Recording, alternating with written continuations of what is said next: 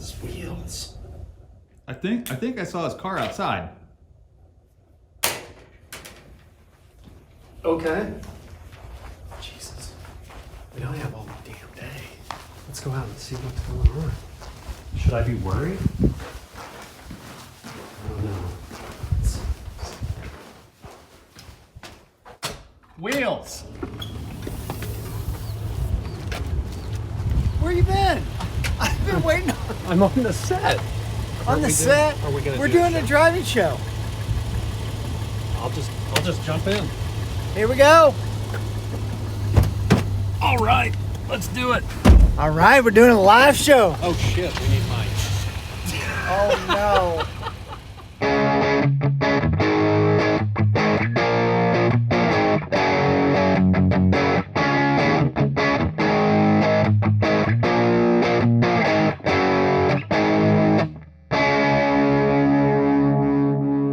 Woohoo, Vinyl Peeps! It's another episode of Vinyl Ventures.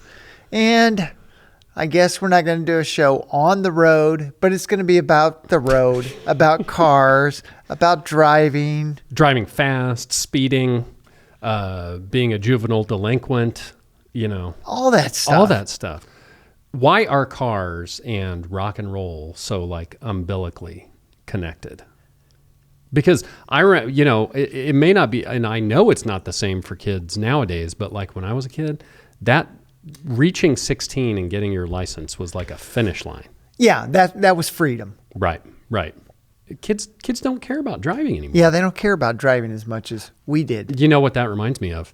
It reminds me that we need to remind all of you to go to our YouTube channel and listen to the podcast on YouTube Music and tell us what you want us to do shows on, like fast cars and what did you say? Fast cars and slow women? Yeah. And we want to interact with you. We want the input from you guys for what to base the shows on. Also, what we should open. The unboxings are a lot of fun. Tens of people watch those. Tens of people. But we've been trying to make it a point to remind you guys at the beginning of the show to check out the YouTube channel, because this is a YouTube channel with a podcast instead of the other way around. Yeah, and Google, who owns YouTube, killed their podcast service. Mm-hmm. So they're trying to push everybody to YouTube, and they've really tried to amp their whole podcasting. So you can although you got to go to YouTube, you can still listen or watch it just like you would and a the nice podcast. and the nice thing about YouTube Music is you can make comments as you watch too, Yeah, which so is a different that's kind of interface. fun. Yeah. So get interactive with us. Hop in the car with us and go on this podcast journey that we're driving down the road. I almost said into the ground. Yeah. But I interrupted us, but it was a finish line. It was freedom. Yeah. And kids, like my friends' kids, most of them could give a shit about a driver's license and getting in a car and going somewhere. It's just an interesting... It's weird Yeah. how it's changed so much. So does that mean that the more contemporary, newer music is less car and automobile centric? I think so. Olivia Rodrigo is one of the newer ones with that driver's license song, and that's a huge one. I really like her a lot. Yeah. She's kind of like a pop star that's almost an anti-pop star. She reminds me of Pink or somebody like that. Yeah. She's kind of out there. She does some wacky commercials that are kind of fun. Yeah, she's great. But so the first song that I thought of was by Rush, about a car. What was the first song that you thought of? Do you want to whip it out and put it up here? It may not be the first song I thought of. Yeah. But this is definitely one that I knew I wanted to talk about. Okay. Cool. And this is a collection of from I think Restless Records. Yep. Yeah, Restless Records. And at the time, Dead Milkmen were on this with Bitchin' Camaro. I thought of that one too. Yeah. I have no Dead Milkmen. Well, I wasn't sure if I had the Dead Milkmen, but I knew that I had Had it that on a collection. song on this collection. That's interesting that it's on a collection. So they were on Restless Records at the time. I'm sure that first edition, that first print of Big Lizard in My Backyard, that's the album, right? Yeah. I'm sure that's worth some serious cash. It's worth some cash, and they've been around since they formed in Philly in '83, and I'm not even sure when. It's such a funny song, too. It is funny. It's a talk song. It's right up my alley. But there's all kinds of wacky songs on this. Mojo Nixon and Skid Roper were on this label. Oh my gosh! But R.I.P. Mojo. When did it come out? It doesn't even had say. to be like '85, right? Yeah, Something like because they started in '84, and I'm pretty sure it was on their. This says '85. Yeah, that's when that album came Yep. out. But they formed in '83, so Yeah, that's cool. they. And this is actually an It's a nice gatefold. collection, yeah. And then you have pictures of each of the bands represented on there. That's really cool. And they didn't go all out on the color. It was more like, it's all right. Let's make them black and white. I was talking at the last Crossroads. I was talking with someone, I can't remember who it was, about collections and how great collections like these are. Because, sometimes you want to just hear a little smattering of a band, of different bands. And collections, I can see why they were so popular at the time, because you just put one record on and you don't have, you know what I mean? It's like a good mixtape. Yeah. I love collections. I do too. I mean, there's certain ones that I like better than others, like the Atlantic Rhythm and Blues collection. We need to, we need to track down all. I just picked up another one. Oh, so did you? I'm getting close. What are there? 8? Yeah. Are there 8 volumes? They're 8 Okay. on the LPs. Okay. I think the CDs may have. I don't know. We'll have to check into that. But that's a great one. I mean, I had a buddy in high school who loved the Dead Milkmen. And and I had, at that time, I had never heard really anything like it. I mean, when you think about it, growing up in the suburbs and, the white bread childhood, things were pretty straightforward, but this was a dude that introduced me to them, Sisters of Mercy, Morrissey, stuff like that. It didn't really click with me. He also liked Kraftwerk. He was into He has good taste. Yeah. So he was all over the place, but that's the first time I heard Bitch and Camaro. That's a great call. I thought you were going to tell me you had Big Lizard in My Backyard on vinyl. No, it was one of those.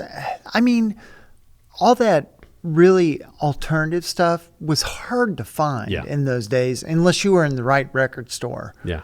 I mean, a big store like Amoeba or something like that, all day long. But when I was in college in Evansville, there weren't a lot of those little independent records. Plus, I did not have much cash. Yeah. So. And records were hard to shoplift. Yeah. So getting something like this, in the record store I worked in, we didn't get a lot of weird stuff in. Yeah. It was more of a pedestrian store. Yeah.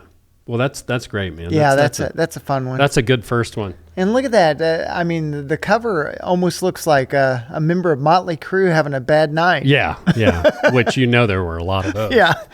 So the first one I want to talk about is speaking of Motley Crue. Yeah, I see that. That's what we do. We lead each other in. Unfortunately, Hanoi Rocks is forever linked to Motley Crue because their drummer Razzle died in the car accident that Vince Neil was in 1983. That's a bummer, and we'll cut it out of the show. No, it should be in the show. Yeah, but Hanoi Rocks.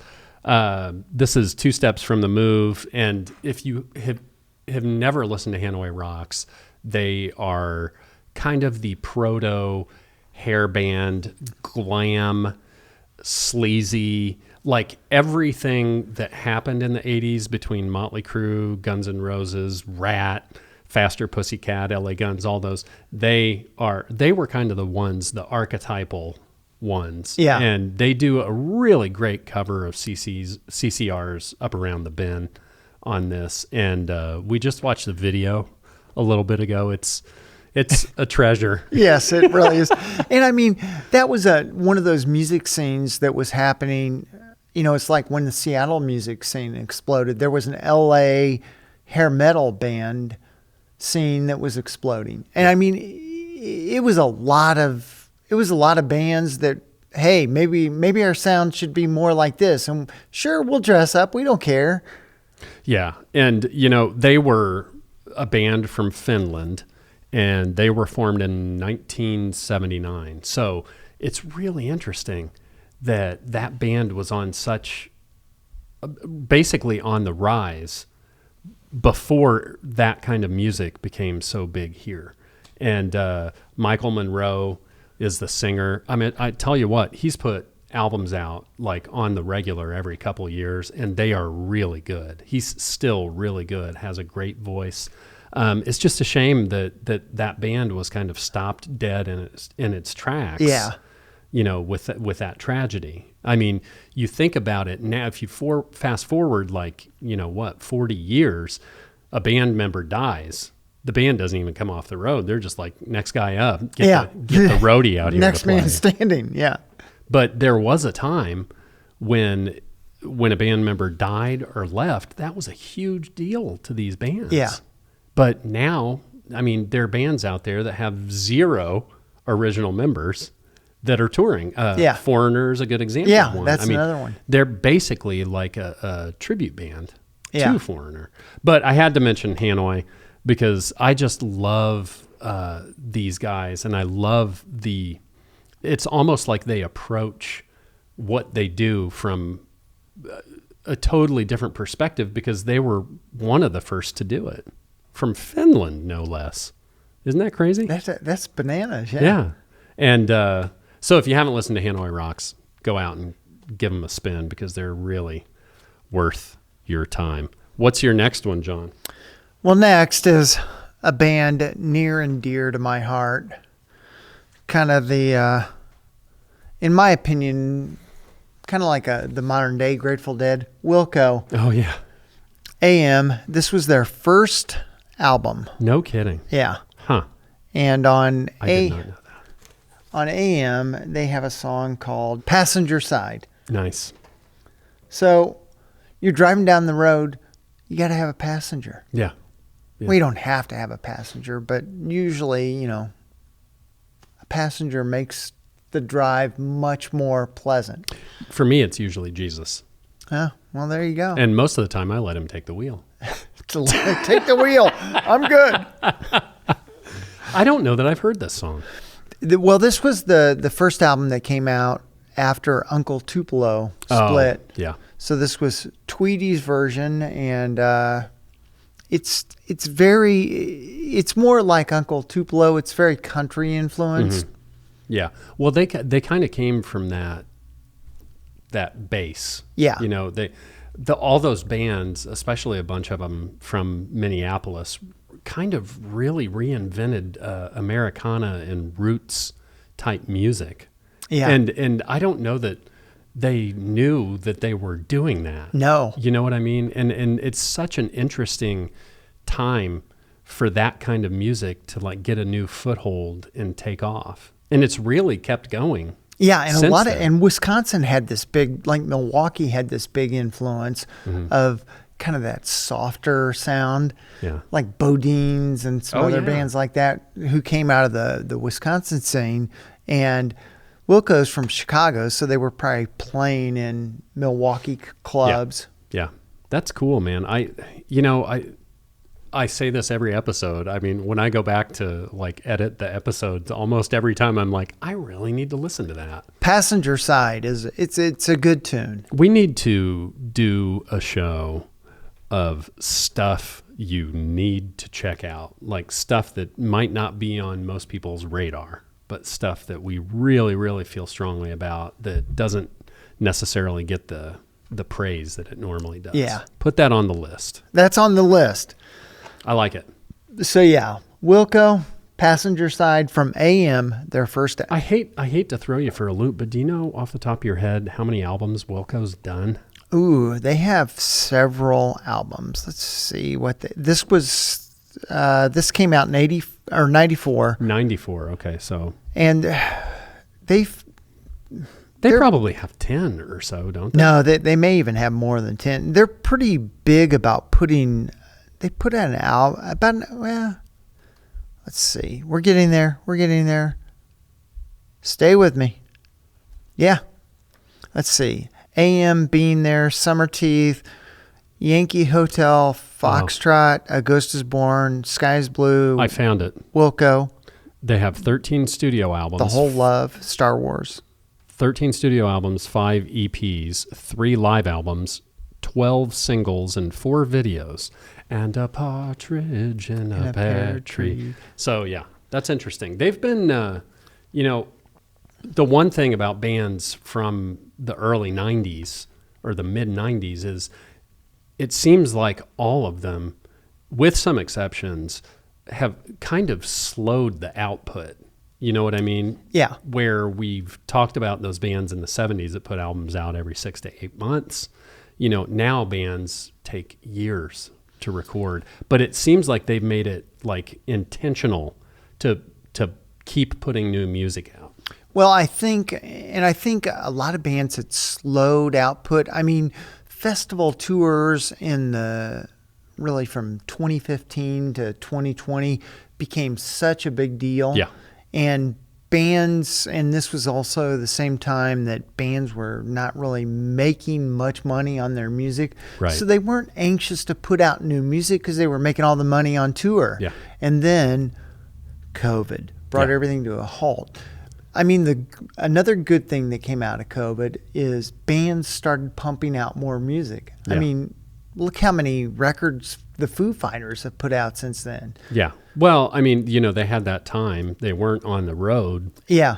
and I know a lot of them took advantage of it, but I've heard from, a lot of other artists that are like, "Pfft, I didn't do a thing. I didn't even pick up a guitar." It was a good So- time to rejuvenate. Yeah. Yeah. So that's cool though. I'm going to make a point to listen to more Wilco. I mean, Tweety was in the original Golden Smog, the supergroup Yep. with Gary Louris from Yeah. the Jayhawks, and that's a beautiful collision in my book. But I'll check this out. For sure. It's fun. A Wilco show is a great show to go to. Awesome. Cool. All right. So we can't talk about cars and speeding and driving without talking about T-Rex's Jeepster, which Jeepster was made, Jeepster was a model of car made by Willys, kind of a Jeep, but then they also made a more refined version. And the funny thing about T-Rex and Mark Bolan talking about driving is that I don't think he ever got his driver's license. You're kidding. No, in the car wreck that he died in, his girlfriend was driving. Yeah. He's like the kids of today. Yeah, I don't think he ever got his driver's license.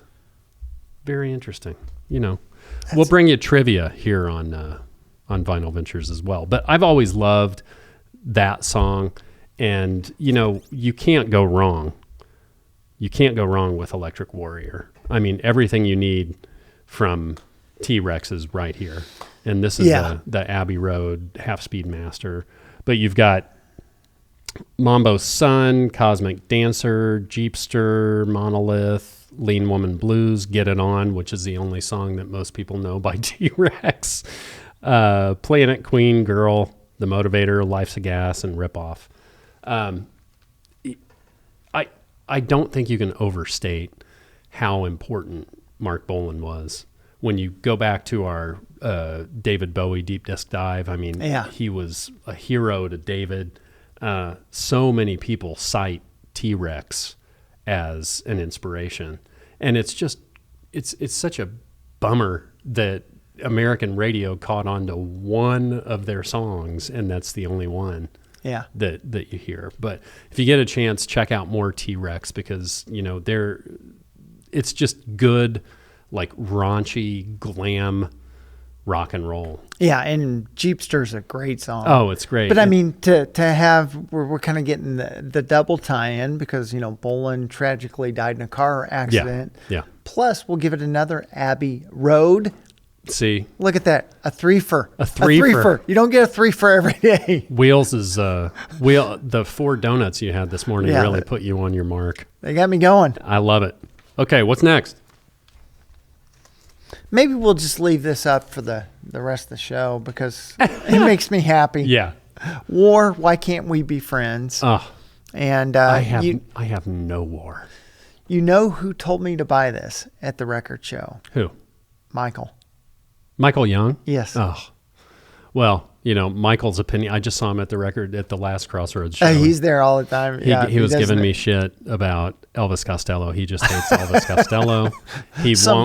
He hates like that early 90s era of Elvis Costello, and he won't even listen to the first Elvis Costello album. I'm just going to buy it and send it to him. That's it. Anyway, back to war. Yeah. This- Low rider. This is one that I absolutely had pop into my head as soon as we talked about doing this, but I don't have any war on vinyl. Yeah. So and I didn't know this particular album that well. Mm-hmm. And when I picked it up, it was pretty cheap too. It was like $5. Ah. And the whole album is great. Yeah, they're fantastic. They are fantastic. And it's very like percussive, groove oriented I think that's why I like music. it. Yeah. Yeah, for sure. And Why Can't We Be Friends is another great song. Yeah. But Lowrider is, God, you hear it everywhere. It's in movies. It's in commercials. Yeah. It's one of those songs that is just kind of become ubiquitous with Yeah. advertising. Wow. Ubiquitous. Hold on. Hang on. Shit, I don't think I've ever heard you use a word like that. You're rubbing off on me. Excuse me. Yeah. I love it. Yeah, Yeah. it is. There are those songs. And it's kind of funny because, PROs, performance royalties organizations like ASCAP and BMI, they're more important to bands now than ever because we've heard of, Bob Dylan selling his entire catalog. Yeah. We've heard of Bruce Springsteen selling his entire catalog. And the whole purpose of selling that is these guys are 70, 80 years old.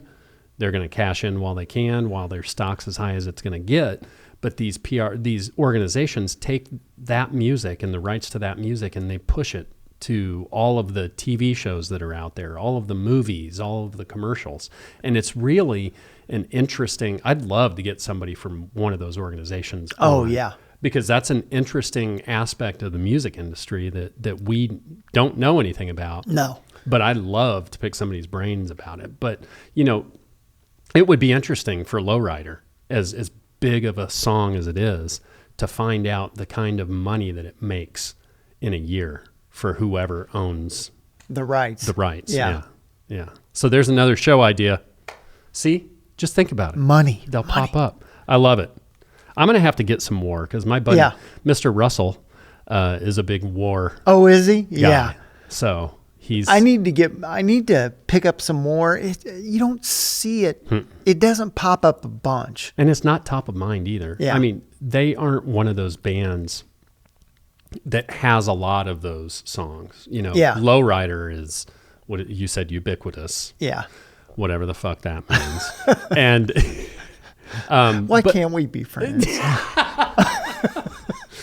man, he's on top of his game today. It must have been all those car fumes sitting in your It car. was something. I was out there for a while. All the donuts. And, yeah, well, I couldn't get the mics to work. But no, that's a good one, man. And just another reminder of a gaping hole in my collection. Oh, there. We both get reminded often. You walk in one record store and it's like, oh shit, I need that. I need that. Yeah.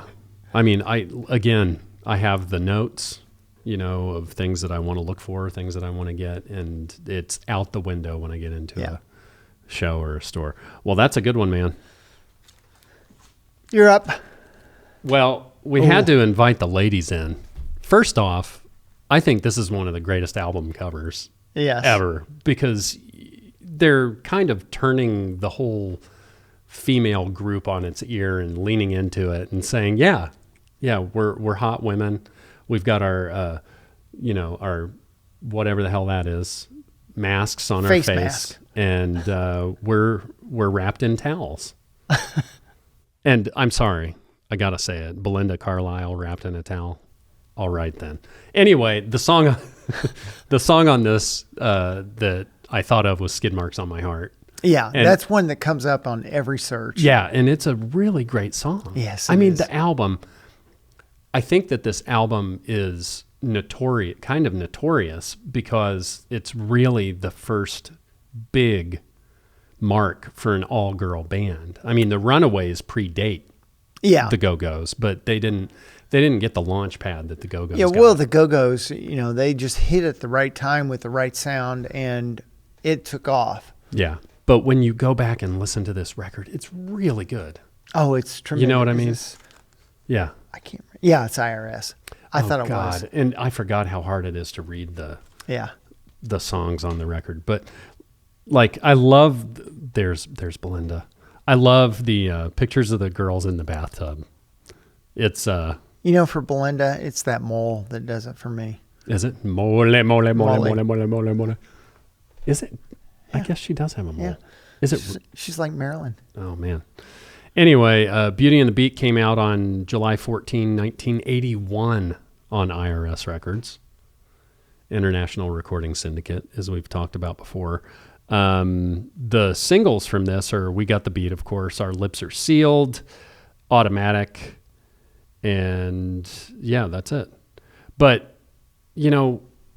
I just love the Go-Go's. I love the Bangles. I love the Runaways. I love Heart. I mean, there's so many great. I like female singers quite a bit. Yeah, there's so many great ones out there, and we've done a She-Sides show. I think we should do a second She-Sides show. By the seashore. Down selling She-Sides, whatever it is. Yeah, but I had to. This is an inherited record from my wife's aunt and uncle. They just said, we don't want these anymore. Take my whole collection. And their taste really jives with mine. Yeah. So that was a good. That's a good- Sometimes you inherit a bunch of records from family members, and it's like Montavani. Oh, Great. yeah. Anyway, what's your next one? Next, well, you mentioned it earlier. Springsteen and Born to Run. I mean, the album is actually, a lot of Bruce songs are about driving in Yeah. cars. Yeah. And hell, even Thunder Road's on this. Oh, Thunder Road. 10th Avenue Freeze Out. I mean, he has Backstreets. Yeah. A lot of his songs are just about cars and driving. That's just, Yeah. And Who he- roads and roads. Yeah. and streets. That's just who he was. Yeah. I love this record, and I still do not have it. You're with me when I got this one, You got it at the Antique Mall. Yes, that's right. You know what? Was it the Southport Antique Mall? No, it was the one in Noblesville. Oh, okay. Yeah. And you didn't pay much for it, right? No. $10? Well, it was before. Yeah, it was before stuff. And this is it's a repop. Mm-hmm. And it was before stuff really went up crazy in price. It was like $10. But I mean, back then there were a lot of records that were $10. Yeah. Yeah. It's funny you brought this. I don't have much Bruce on vinyl. I mean, I wouldn't be a completist with his stuff, but there are certain records of his that I really, really like and I need to get. But this is one that I have just not gotten. You'd think with as many records as I have, Yeah. that this would be in there. That But it the would funny pop thing up. is, I'm looking through my records this morning, and my Sesame Street record that does a knockoff of this Yeah. cover is right there, and I'm like, oh, and I just looked at it, and I'm like, oh, I wish I had Born to Run. Yeah. Thunder Road, the version. Have you heard the version that he did with Melissa Etheridge? No. Oh, it's so good. I think it may have been on a Storytellers, VH1 It probably was, Storytellers yeah. or something. But this album is solid. Oh, front to back. This Yeah. is a And very I solid album. love the cover of, Bruce Because it's leaning really- on Clarence right there. You need the gatefold Yeah. open to really see the whole cover. Yeah, it's a good one, man. And, the boss sold his catalog. Yep. and I think he got like $300 million or something like that. I- It might have been more than that. I think it's okay for him, especially with what's happened with Spotify, and when, during the eclipse, total eclipse of the heart, Kim Carnes makes less than $100 from her song being played so many times. You know why that is? Because it was actually Bonnie Tyler. Bonnie Tyler. Shit. That's why Kim Carnes didn't make a dime. Yeah. Well, Betty Davis Eyes. Yeah, Betty did. Well, not from the eclipse. Right. Yeah. Well, I'm glad we cleared that up. Yeah. John's mind has been blown. He mixed up the two of the famous women from the 80s. Now, this is a great one, man. I love really good, clean copies of classic records. And some bands that I'm not going to collect everything from, Yeah. or that I'm not that into, but they have a record that I like. I don't mind buying the classic, maybe looking for a good first print of it, but the repops of these. Sounds so good. Yeah. I mean, we're spending the money that we're spending on turntables and, and everything. Make them sound as good as they can. Yeah. I don't want a $1,500 turntable and to play a $2 record that sounds like shit. Yeah. Right? So yeah, I love the song Born to Run. Frankie Goes to Hollywood did a great cover of that song. did they? Yeah, on Welcome to the Pleasure Dome. Oh, man. It's I have a that. really, really good cover. I have that. Yeah. Well, I'm going to have to get it. Yeah. Get it out and play it. Bruce, Born to Run. He's going to run away. Uh-oh. You're next. How about some Full Moon Fever by Tom Petty? Now, part of me is sick of hearing this song. It's Running Down a Dream. Yeah. It's one of his more overplayed contemporary tunes, but I have to say that there are a few songs when I hear them, I can feel my foot pressing down on the gas a little harder, and I just love that song. And let me bring it up here because he co-wrote this. I believe he co-wrote Running Down a Dream with Mike Campbell and Jeff Lynne.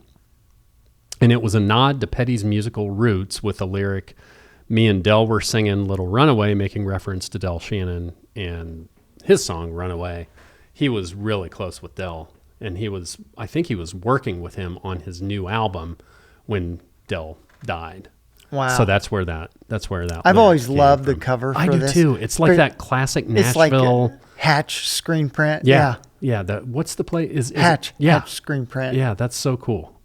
Yeah, I love it too. But this album is just chock full of hits. Free Fallin', I Won't Back Down, Love Is a Long Road. Yeah, and the whole thing was produced by Jeff. Yeah. It's just a great album, and it's in the era of the Traveling Wilburys, when all of those guys' careers We're hanging. Yeah, all of those guys' careers were lifted up by George Harrison. Yeah. And I love supergroups, and I love the idea behind it. But man, I remember when the Wilburys came out, I was like, George Harrison's in another band with these other guys, and people like Bob Dylan and Roy Orbison. It's crazy. Yeah. That happened, and it succeeded. and it succeeded, and it was so popular. And I just wish that those guys had been around longer. Yeah. But Running Down a Dream is definitely one of my favorite driving songs. That's a good one. On the CD, since CDs were new, there was a little track that talked about where other people would have to flip the cassette or the record over. Really? Yeah. We'll have to look it up. Yeah, that's a trip. Yeah. Tom Petty right there on the edge of technology. What's your next one? All right. Well, we are talking about cars. Mm-hmm. So we both have a bunch of cars stuff. Yeah, it's not hard to be a completist with the cars because they No. have 5 records. There's not a bunch. And this came out when I was in college. Heartbeat City. Heartbeat City. Yep. And It's got the 340 on there. yeah, 340 engine parts a flying. Girl. And the song Drive Mm-hmm. was I don't know that it was maybe their biggest hit, but it was a big hit. I think it was. Yeah, let's see. Where did it go? I think it was number 1. Damn, they've got a lot of hits. Yeah, Drive was the big. Let's see. Here's the peak on the charts. Come on, United States. Where are you? Number 3, Adult Contemporary, which is a whole nother thing. I don't know. It was number 1 in that. Of course it was. Mm-hmm. But it was a big hit for the Cars. Yeah. It was probably their biggest hit Yeah. And as a band. sung by Benjamin Orr, Yes. not Rick Ocasek. So, no, I love the Cars, that first album, with the girl in the steering wheel. And Yeah. all of their artwork kind of leaned into the Cars. I had a running joke with Wheels for years about their album Panorama. It's touch and go. Touch and Go is like my favorite Cars song. So every time we'd be at a show or a record store, I'd be like, "Hey, Wheels, do you have Panorama?" And it's got a checkered flag on Yeah. the front. I think the drummer, I can't remember his name right now, but I think he was the one that like did all the artwork or came up with all Yeah. of the. Because it's all very. They got into this with the second one with Candy O. She's like a Vargas girl Yeah. on the cover of a car. Yeah. And here's another. Yeah. Wouldn't mind running into her at a car Pinup. show. Yeah. Right? No, Candy O. I actually brought all my Cars stuff. This is the re-popped version of it, and I just love the like penciled in car. Oh, it is underneath her. Vargas. Yeah, it is. Yeah. Yeah. That's why she looks like a Vargas Yeah. girl. Yeah. Oh, it's such a good record. Let's Go. It's All I Can Do. Shooby Doo. It's hard to go wrong with anything that they did. Their last album, there's Yeah. still a good song or two on it, but it's such a shame that he died a couple years ago because they did an album, I think, in 2013, and it was really good, and I was hoping that they'd do more. Yeah, and, let's keep going. yeah, but they are absolutely not just because of the name, but they're one of those because maybe we heard their music so much when we were driving around on the radio when we were kids. Yeah. They're one of those bands that I immediately Well, think and of. with a name like the Cars, Yeah. it's impossible not to. Yeah, but that's a good one. And I brought Panorama too. Oh, we gotta give Panorama some love. Yeah, we got to give Panorama the love. There it is. Yeah. The Cars. There's the checkered flag. Yep. Oh, it's such a good one. I've always liked the picture on the back where they too. did the black and white and they're all in shadows. Yeah, that's really cool. No, the Cars are definitely. I remember what show was it when you were talking about driving to Lafayette in a car, listening to the Cars Oh, when I went to see them. when you went up there? It was we took my buddy's brother's Pinto to go see the Cars. It's why did we not see any Pintos on the cover of any Cars albums? I know there should have been. What's next? Well, I'm just glad nobody ran into the back of you guys and blew you up. the Pinto was the. So many people had those Pintos. They produced them like Volkswagens. Yeah. And they sold like mad, and they were a really economical car. Yeah, if you didn't get hit in the back because there was something wrong with the gas tank and they That were very and the Corvair, dangerous. Yeah. But hey, driving's dangerous, right? Driving's dangerous. Well, you're going to drive me to drinking if you don't stop driving that hot Rod Lincoln. Commander Cody. I thought of this one. This was like way up there, and I'm like, God damn it, I don't have that record. And Oh, it's a good one, man. Oh yeah, I love Commander Cody. My cousin used to listen to this song all of course the you time. do. He's a talk singer. Yes, It's so funny, man. No, but that's a great and song. it's actually a cover. Yeah, It's an older song, like from the 50s. Yeah. Right? And this is on MCA Records. That was a big big hit. Charlie Ryan first released it in '55. Yeah. Yeah. It's just one of those ubiquitous car songs. Well, and it came out, the 50s were the hot rod era. Yeah. And that's what it was about. A Model A4 that has a Lincoln engine in it. Yeah. Yep. I would have brought American Graffiti. I'd like to get that soundtrack. I've got that. Do you? Yeah. I don't have it. I brought something close, but I don't have American Graffiti. I didn't even think about that one. It's such a good That would've soundtrack. been- yeah. I mean, that is the soundtrack from like cruising around in the 50s. Yeah, if you want a good collection of 50s tunes that are really nice, Yeah. that's it. Yeah, Commander Cody's great though. What else is there? Do you listen to anything else on here? I don't know the songs, but And the Lost Planet Airmen. yeah, Wow. I don't know that anybody would know any other. I don't even know if they'd know that song. Well, if you haven't heard Hot Rod Lincoln by Commander Cody, You need to hear it. seek it out. Yeah, there's something about it, and they're very much like they probably lean more country. They're probably a little bit like somebody like Little Feat. They're sort of rockabilly-ish. Yeah, they're sort of rockabilly-ish.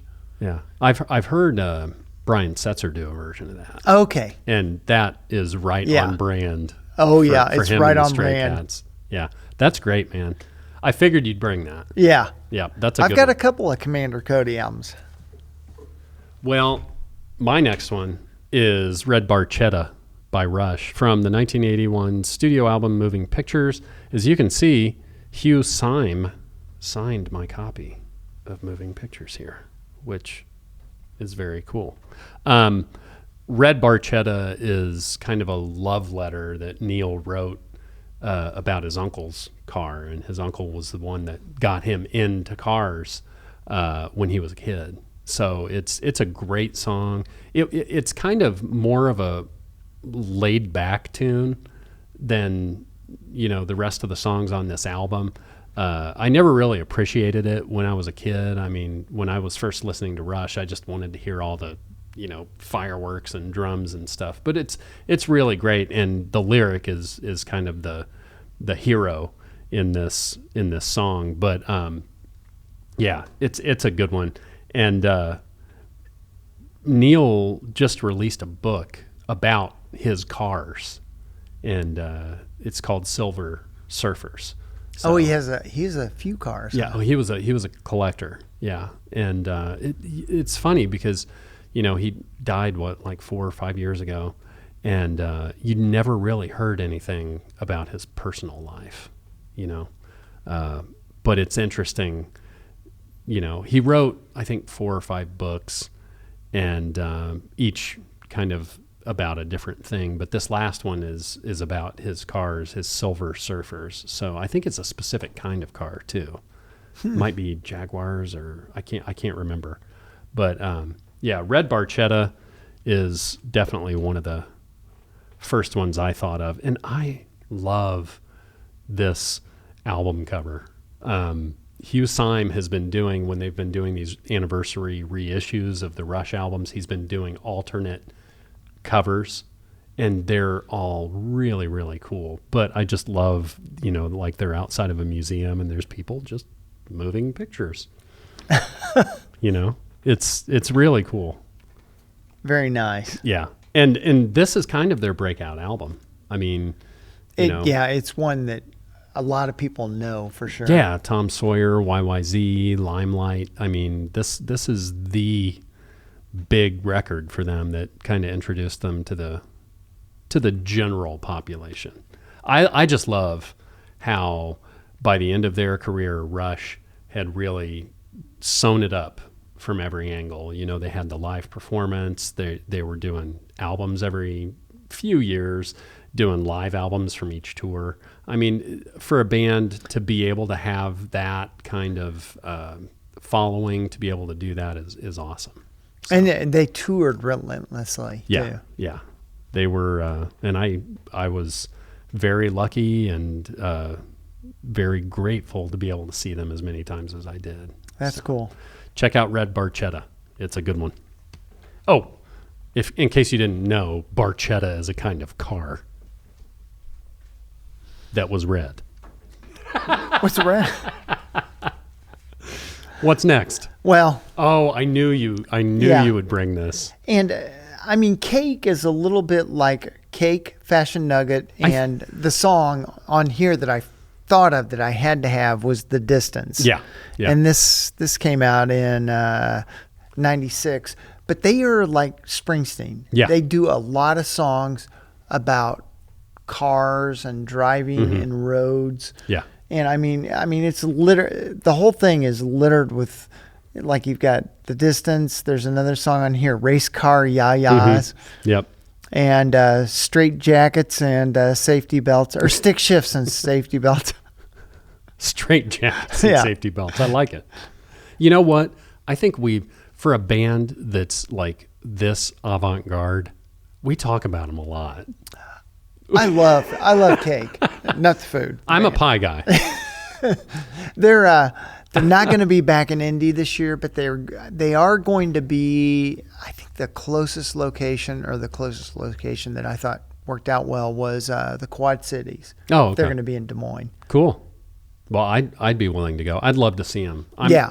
I think that when you went to that show, I had just gotten back into town from being out of town for work, and you invited me, and I'm like, I just got home. You know, it's a whole mile and a half from my house. It was one of those things. It's like, if I can go, I'll go. Yeah. Because I'd seen him before. Yeah. But I was free that night, and I'm like, I'm going. Yeah. I regret not going, but that's a good call. Yeah. I thought of them too. Like, isn't it funny, those bands and songs that just kind of stick in your mind when you think about a certain subject or theme? And it was maybe, I mean, The Distance is a song that I know. He's Going Yeah. is one that I definitely got to have that. But I probably like Race Car Yayas better. Okay. Well, I'll have to give that a listen. Yeah. I need to just buy a couple of those records, man. I see them a lot more Yeah. now. Well, they're starting to pop up, Yeah. which is good. Yeah. That's awesome. Good call. You're up. What do we have in the batter's box? Well, since I just mentioned them, how about Built for Speed by Oh, the Stray Cats? how perfect. Yeah. I loved the Stray Cats the first time I heard them. I love them now. I love Brian Setzer. Almost every time that he's toured with his orchestra or, you know, any makeup of a band he has, I will see it. They are that, like, I think that at first in the 80s when they became popular, because they were more popular in London, I think their record deal was actually signed in London and not in the U.S. Oh, really? Yeah. So they were more popular because in the 80s, the 50s, all that 50s stuff, the rockabilly. There's an Rockabilly. album title. Yeah. The rockabilly, the skiffle, all that stuff was like becoming popular again. Yeah. And then it kind of spread across to the U.S. and Rock This Town and Stray Cat Strut and all of that. I mean, Bill Hayes that hosts the Deep Disc Dives with us, his dad worked on cars and built cars, and I was always around that, and it was just like the perfect union. And really, when you see like that footage of them, Yeah. I mean, he was like 19 years old and able to play guitar like that. It's just amazing.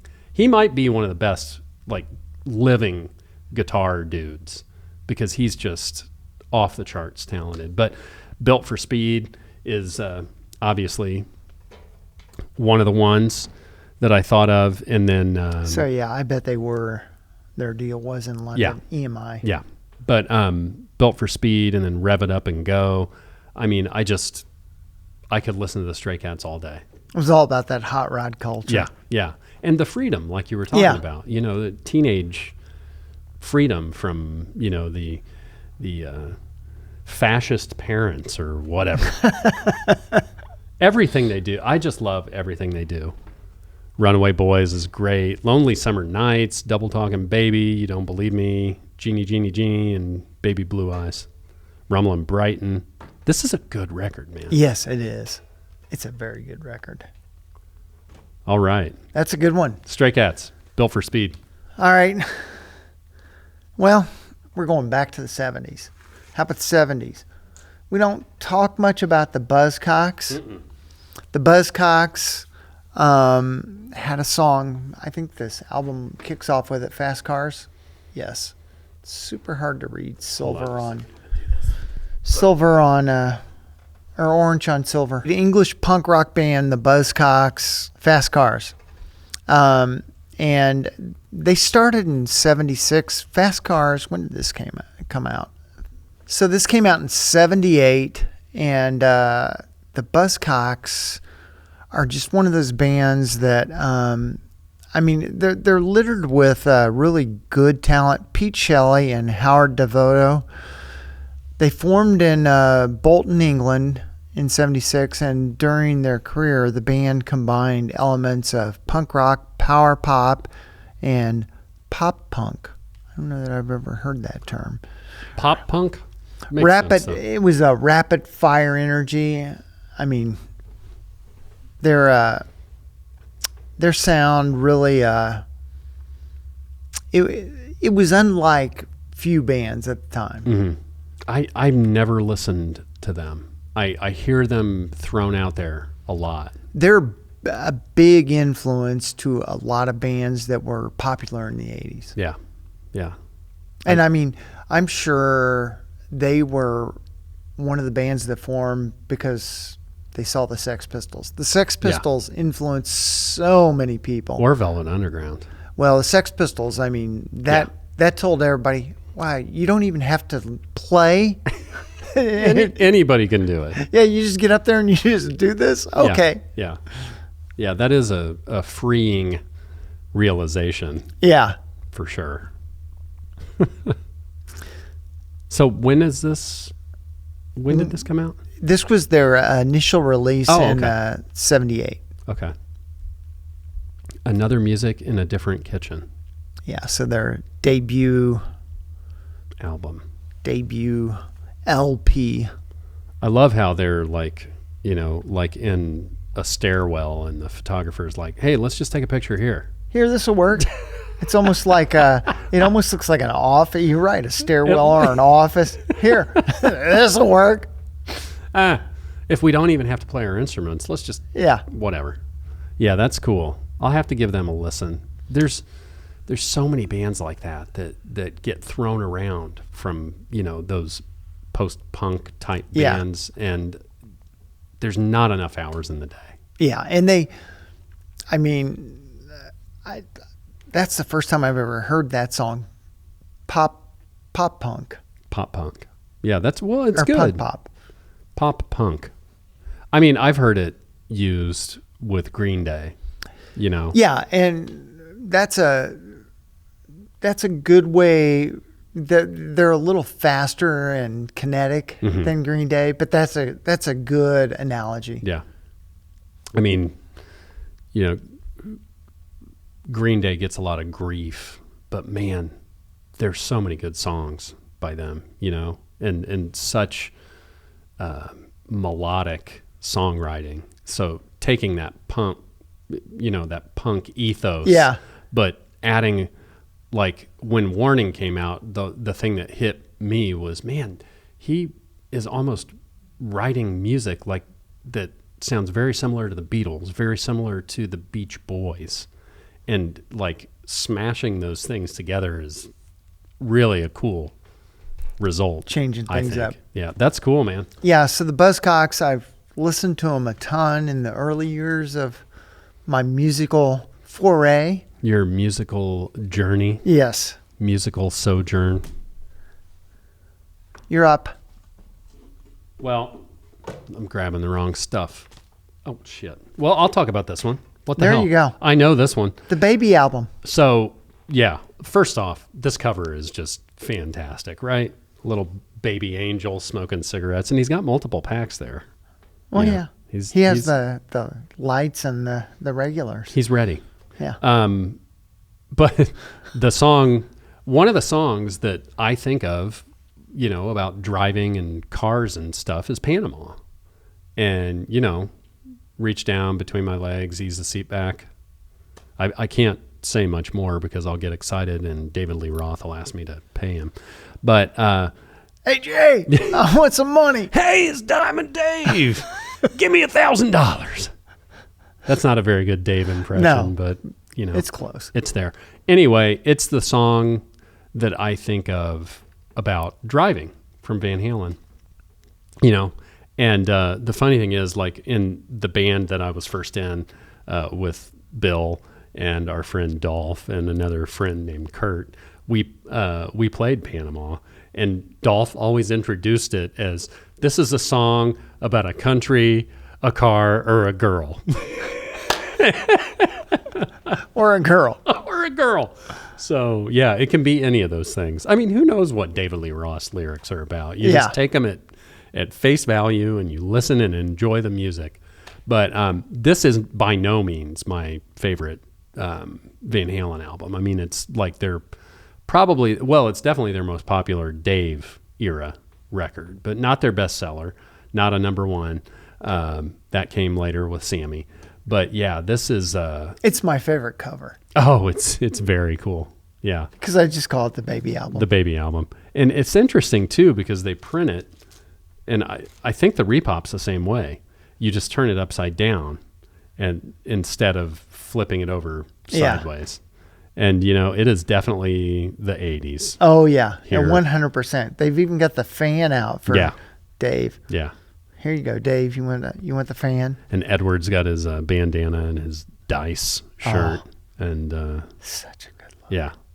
And he's got the curly, poofy hair there too. Yeah. But this is just a great one. You know, some people absolutely hate Jump, you know, for a few reasons, you know, introducing keyboards into a band that has a guitarist like Edward Van Halen, all that stuff. This is a great album. The deep cuts are the really, really good ones like Drop Dead Legs and Top Jimmy. And they don't even have the songs on the back here. Wow. That's Well, wild. you've listened to it so many times, you've got to memorize. I do. Hot for Teacher. Yeah. And that's another good one, you know, because in the video they get in Dave's hot rod Yeah. with the kids. That's a really good one. Well, it's back to what we talked about. Cars used to be such an integral part of rock and roll. Right. It That- doesn't seem like they are anymore. It's not so much anymore. Yeah. Bygone time. What's Yes. your next one? So we've talked about this Passenger thing.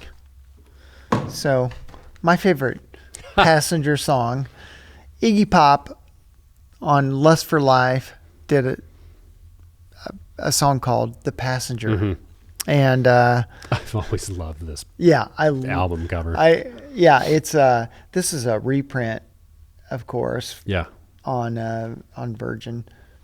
This thing was originally, when did this originally come out? This is going to surprise you, in 77. Oh, shit. Really? Yeah. Oh, man. Lust for Life came out in 77. That's crazy. It was released as a single on its own in the UK, charting. I mean, this is 20 years later, and it charted number 22, In 97? 98. And you know why that was? Because of the commercials and stuff that it was in. It was in Trainspotting. Oh, it was in Trainspotting. Well, then that tipped off. That song has been in a lot of stuff. Oh, yeah. I think it was in a Carnival Cruises Yeah. commercial. It's been in movies. Again, going back to these licensing companies buying Yeah. these songs. You know, there aren't a lot of songs that you hear on multiple commercials, see in movies and TV shows that have been made in the last 15 or 20 years. right? Those songs that are being licensed that you're seeing in those things are songs from the 70s and 80s. Yeah, older songs Yeah. that a lot of people probably have either forgotten about Yeah. or a lot of people haven't heard. Yeah, and the drum part from Lust for Life is just fantastic. Yeah.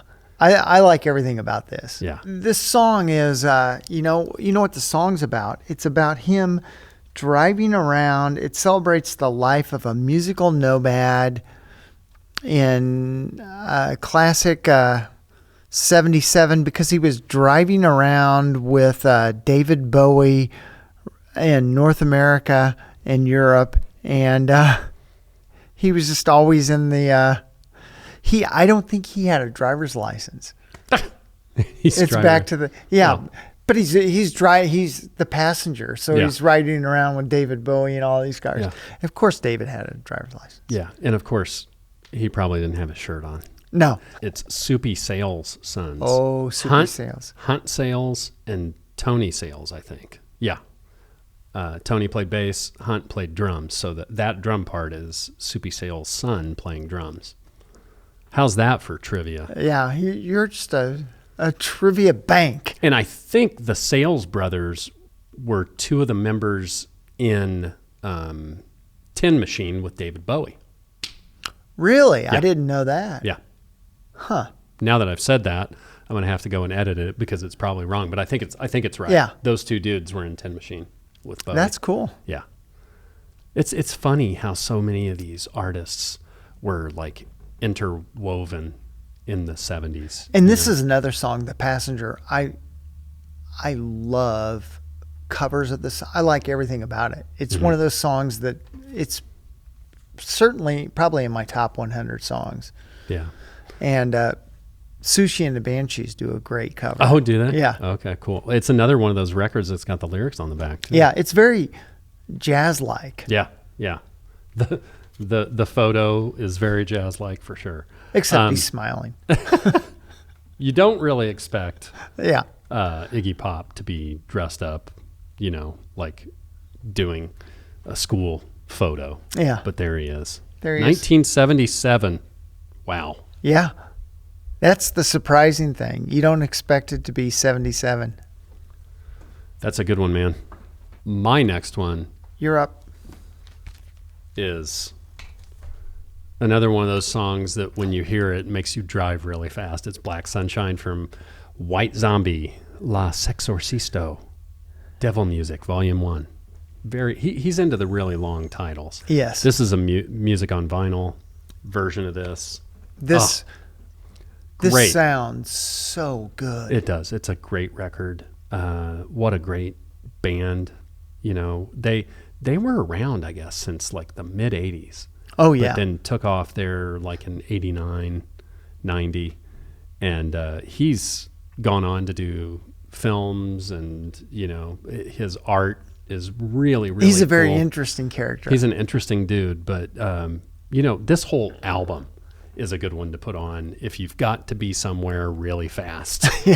You're not going to slow down. This is not good for Right. a Sunday drive. Black Sunshine was initially featured on this album and used as a promo single in 1992 and 93. The song can also be found on Rob Zombie's Past, Present, and Future, the Greatest Hits album. And a spoken word section was recorded by Iggy Pop Iggy. for the intro and used in the song's final cut. And You we don't plan these connections. No. We're just we have kismet. Kismet. Yeah. It's meant to be. That's why we've done this show 67 times.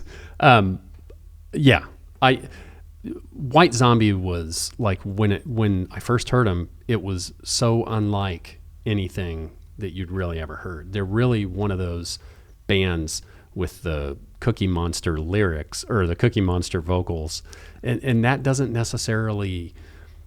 I'm not a fan of that style of singing, but the groove... The guitar. I love the guitar. Yeah, and that doesn't usually grab me. It's Yeah. usually drums, but I love their guitar. Yeah, and the guitar drums. I mean, the music side of what they do is so it's almost like a stew. There's chunks of everything in there, right? Yeah, it's a gumbo. Yeah, and together everything tastes really good, but it's each of the individual things still retain their individuality. No, Right? That's analogy. I guess Analogy squared. yeah. I guess what I'm saying is, at first I didn't like White Zombie, but then I really did. And then there's their next album, Astro Creep. It's yeah. another great one with More Human Than Human. And yeah, I mean, I don't like all of the stuff that he's done on his own, but the White Zombie stuff is really good, really yeah. good. What's your That's next nice. Well, this may be a little bit like our show. Talking Heads, Road to Nowhere. one? Oh, nice. Hey, we're going somewhere. We're going somewhere. I can't tell you where it is. Yeah. But So this is on Little Creatures, which is one of those Talking Heads albums that doesn't get a lot of love. love. Right. But it's packed full of great tunes. I mean, Yeah. there's a bunch of great. And She Was. Oh, yeah, that's a good one. I mean, there's tons of great tunes, which I can't read way This over is there. I can read it. Yeah. This is Creatures of Love, Give Me Back My Name, Perfect World, Walk It Down, Television Man, I like. yeah, that's a good one. But, I mean, Road to Nowhere is the last song. And I think, didn't David do more than one of these songs when we saw him at the Lawn? Yeah, he did. That was such a good show. I think he really likes this album. Yeah. Well, I'm. This is Talking Heads, later Talking Heads, right? Do you Yeah. know what year this is? Oh, Is this like 86? This album came out in 85. Okay, that's what I thought. And, of course, the song came out in 85. Yeah. Well, I mean, they burst onto the scene in 77, so they'd been around for 8 years. They were kind of no longer that avant-garde art rock band. And I'm guessing that there was a struggle dealing with the popularity. You know what I mean? Yeah. Because, and I don't know it for a fact, but David Byrne just seems like one of those guys that doesn't want to do it the way that it's been done before. That's kind of why, I mean, they kind of always transformed, whether it was the amount of band members they had or the style of music. He got more and more into like world music and integrated and film that. And film. It was close to the end for the Talking Heads because David was a difficult person to work with. We've heard from a lot of the other band members. And I think it's just because he's such a peculiar character. Yeah. I mean, he's not a normal dude. Yeah. I love Talking Heads. I know people either love or hate them. There's not a lot of middle ground. But I remember what really did it for me was Revenge of the Nerds because Burning Down the House was in it. Oh, yeah. And I was like, man, that is such a weird song. It is. I mean, all of their Psycho Killer, all of their songs are very strange and not necessarily the verse, chorus, verse kind of music. And what I love about that is it just opens up your mind to different ways of doing that. And I think that he considered that a challenge too. Yeah. Like making pop music that is not pop music. It's really interesting. Yeah. Just doing their own thing. And the side work from the other band members, like the Tom Tom Club, I love. I do too. Yeah. And the percussion is so prominent in all of it. Yeah. And Tina Weymouth on bass and just really, really great percussive band. Yeah. And by the end, when they did Stop Making Sense and they were like an 8 or 9 piece band. Oh yeah. They were ramping up the band members. Yeah. That's a good one, man. Yeah. And I'm pretty sure this is their last was Naked. Oh, okay. Gotcha. Every time I get a chance to talk about Paul's Boutique, I will.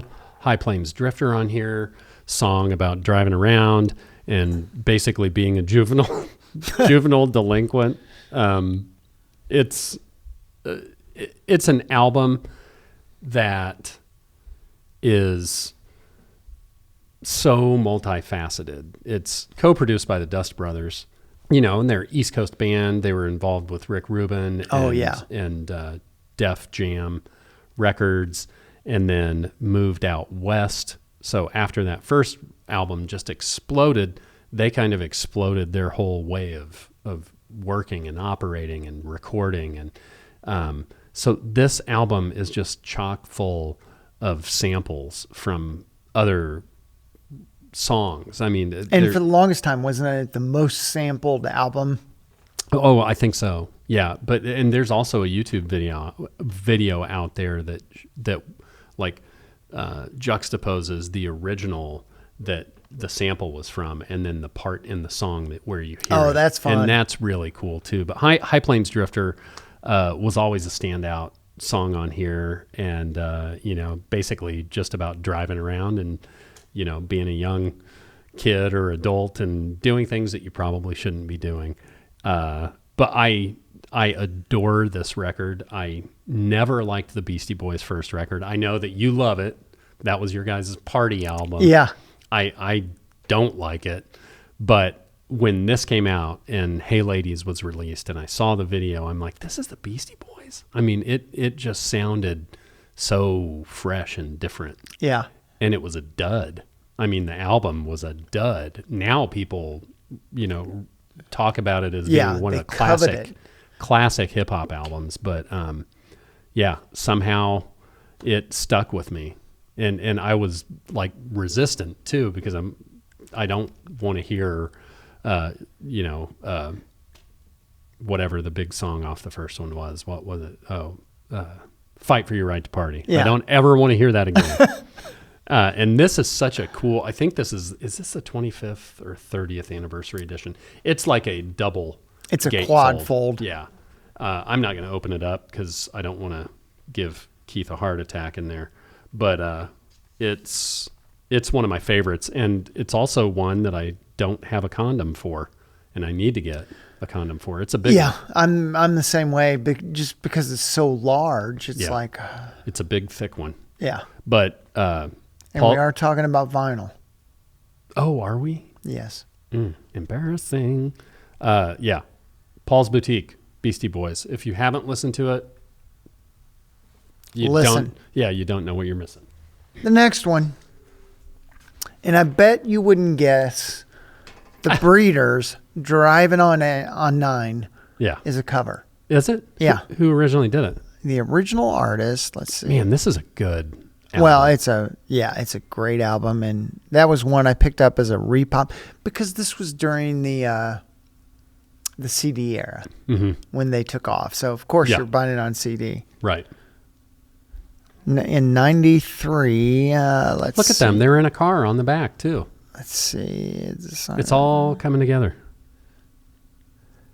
The writer, let's see.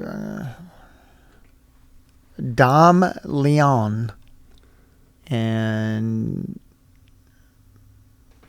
it was published by Buck Tempo in 1989. Okay. It's a cover. Okay. And it was originally a country song by Secondhand Helping Songs, which notes Steve Hickoff, Dom Leon as the writer. I have never heard of any of those people. Well, I'm sure it was, like a very small, limited release that they somehow heard or found, and they covered. I need to get this. I really do. This is the Breeders album to have. Yeah. You just got this like a year or so ago, right? You looked for it for a long time. I had an eye out, and then it popped up on the list. Nice. Those 90s albums are still kind of hard to find, even as repops. Yeah. I mean, and they don't come up at a reasonable price very often, unless it's somebody like Nirvana or Soundgarden. But like Everclear and some of these other bands, it's like, wow. If you see them for under $30, buy them. Yeah. Like those mid to late 90s records that, were never released on vinyl. Yeah. So for them to be repopped, they have to spend the money on, if they're doing it right, they have to spend the money on mastering the album for vinyl, repackaging, and as we all know, this hobby is, we can't decide if we love it more for the ridiculous expense or the terrible inconvenience. Yeah. But yeah, that's why those records are so expensive. And then when they do repop them, it's an expense to the record company.